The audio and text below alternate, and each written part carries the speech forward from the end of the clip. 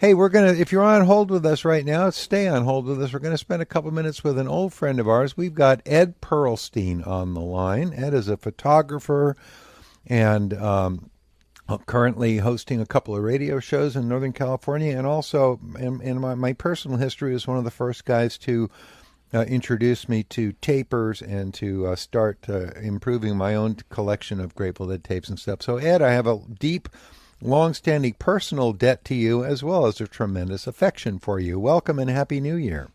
Happy New Year, guys. How you doing? Hi, Ed. Great to hear your voice. Good to hear you, Gary. My history with Ed began on the sidewalk outside Winterland, where he was selling his photos.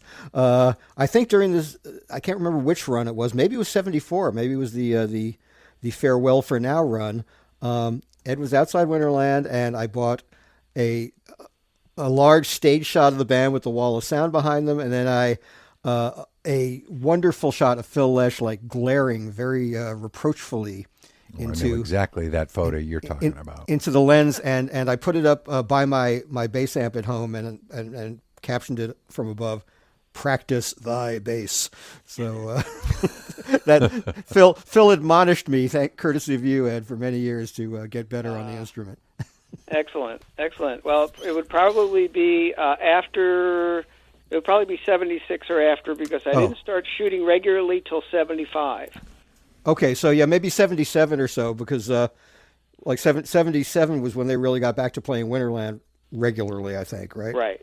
Yeah. That would be that thing. Well, Ed, you took speaking of 77, one of the greatest and most beloved and widely recognized photos of all time in the Grateful Dead was one you took, I think it was probably one of the nights before New Year's, from the balcony behind the stage. Yes.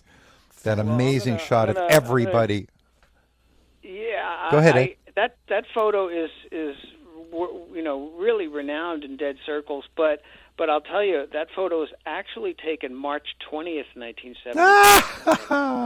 Okay. That was a great close one. enough. Yeah, same balcony. Enough, it's sometime in that year. Wonderful. Well, just first of all, I want to mention that you can find Ed's photography online at musicimages.com. And he's got not just Grateful Dead, but zillions and zillions of photographs. We met when he was contributing photos to BAM magazine, where I was a contributing editor. How did you get to where you are in this thing? You became a Deadhead. You're from the Northeast, right? Tell us a little bit of your story. I grew up in New Jersey. I started listening to the Dead around 69. I went to high school with somebody you know very well, John Zias. Great guitar player. Great guitar player, and he turned me on to the Dead. So I was listening to albums by that point. He tried to get me to go to New York State Pavilion show in the summer of 69, but I did not, which was one of my regrets. We could have met there. But, my first show was actually at the Fillmore East on January 3rd, 1970. And then from that point, I was on the bus and I was hooked. So I saw a bunch of shows in 70, 71, and then John and I and a few other friends from high school decided to move to San Francisco in September 72. So we did our, long drive cross country, and ended up seeing a few shows at Winterland. Saw the October 72 show with the Dead. Saw the December 72 run. I think it was 3 nights, and then saw New Year's Eve 72. My first New Year's Eve with the Dead. So, and that was, I believe, that was the one where the famous show where the guy's coming down from the balcony, hanging on the lighting truss over the stage, roof, right. And they stop the music, and Bill Graham talks him down, and people in the audience are yelling "jump," and Bill's telling them to shut their pie hole, and a great dialogue. Shut your hole, yo-yo. Yeah, exactly. That was my first New Year's Eve Dead show, and then I don't think they played New Year's Eve in 73. They definitely didn't play in 74, 75. Right. But I did shoot then I started taking up photography in '75. So my first photography show was when I talked my way on stage at the Golden Gate Park free concert with the Starship in September '75. Was it you and John Sievert who both got the same photo from opposite sides of the stage? Possibly. Do you remember that? I don't know which photo you're talking about of John's, but there is definitely a bunch of photographers up there. Yeah, I just have this vague memory that there was some photo that we saw that was like uncannily, perfectly like you and one other guy got them from opposite sides of the stage. But I may be misremembering. We're just shooting the shit here, Ed, welcoming the new year with an old friend.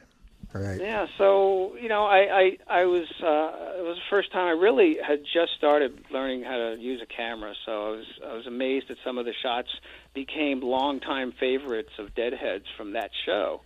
But then if we're talking about New Year's Eve, then I started working for BAM Magazine, which is where you and I met. And I shot the New Year's Eve show at the Cow Palace in '76 with Santana and the Dead, and some of those shots backstage are some that are well known. So that was really cool. And then of course go ahead a couple of years.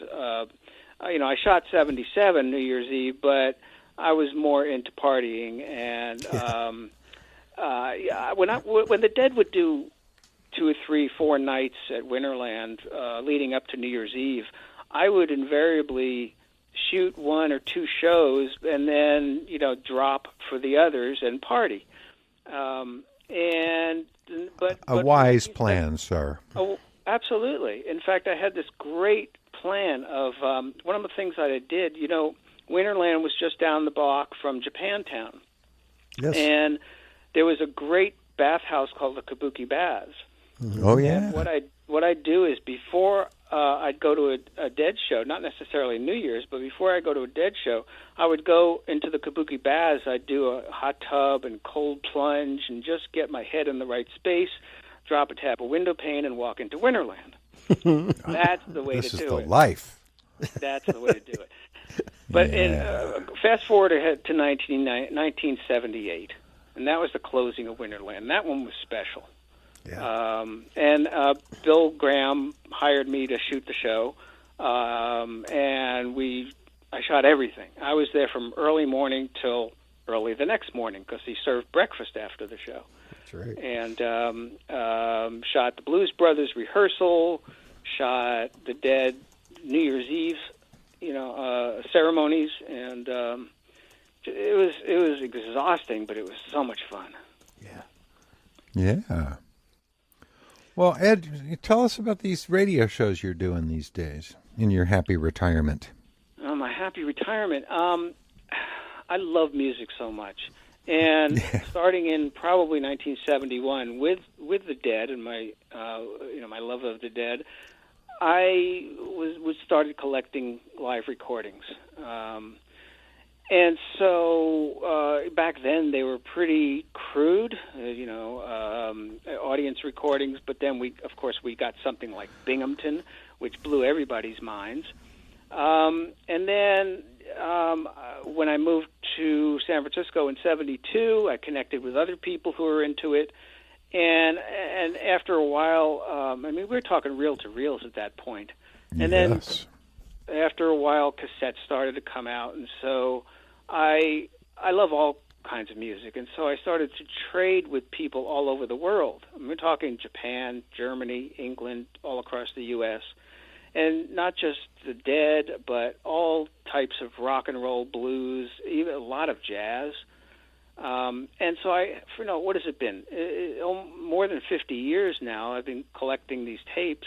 I'm not actively trading in the last 10, 15, 20 years, but now that everything's online, a lot of it's out there for people to enjoy just by downloading it. But I have this huge collection, and I'm also involved with preserving music. As you know, David, we worked on preserving the KSAN collection of radio broadcasts. I've been digging tapes for the last 25 years or so out of musicians' garages.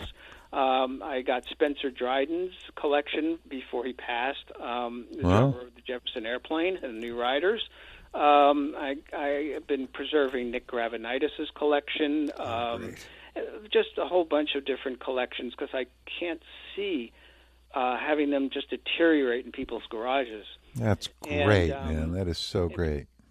In fact, I'm in the process of preserving. I have John Cipollina's personal collection, but I'm in the process of preserving his manager's collection, and he recorded everything from the soundboard that John did in the 70s and 80s with all the bands he played in, and I'm working with some guys over in England and Italy and Austria who are helping me put this stuff on the different streaming services like archive.org and Dime a Dozen and stuff like that for people to enjoy, because John Cipollina's sister really wants his name to be kept out there, and I just love his music, and I want his music out there.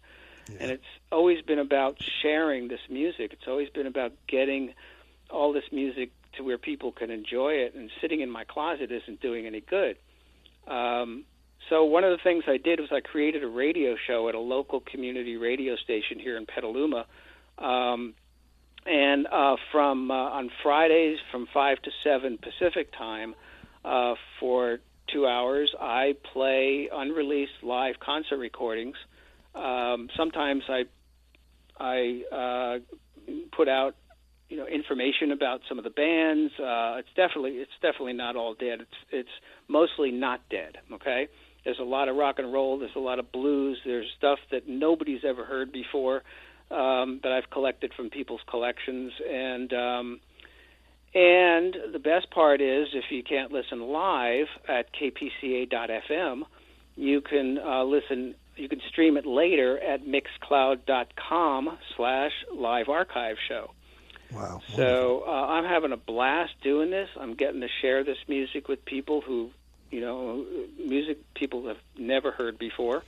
And then I love jazz so much, I also have a jazz show on KPCA on Mondays at 4 o'clock for an hour. And mostly I'm playing commercially released music, but the first Monday of each month, which is coming up this coming Monday, I play an hour of unreleased jazz on that show. So, and that's also if you can't listen at 4 o'clock Pacific on Mondays, it's on mixcloud.com/jazzed. So I will seek that out, Ed, as a longtime jazz lover and knowing your impeccable taste. I look forward to hearing that. Thank you. Yeah, I've always made it a point of collecting soundboard recordings, never audience collection, audience tapes. So quality is real important to me, and so most of the stuff that I'm putting out there is very high quality.